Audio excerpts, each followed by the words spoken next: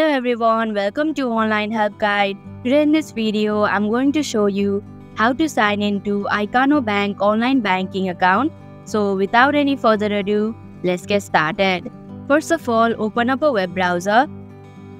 Now in the search bar, type in ikanobank.se. After you come across this official page, click on the sign in option in the top section of your screen. Then click on the first option that you see on this page. Now, in order to log in, scan the QR code from your bank ID security application.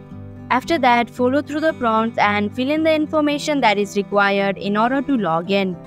And that is how you can sign into Ikano Bank online banking account. Thank you for watching Online Help Guide. Hope this video was helpful. If it was, then hit the like button and comment down if you have any questions or feedback.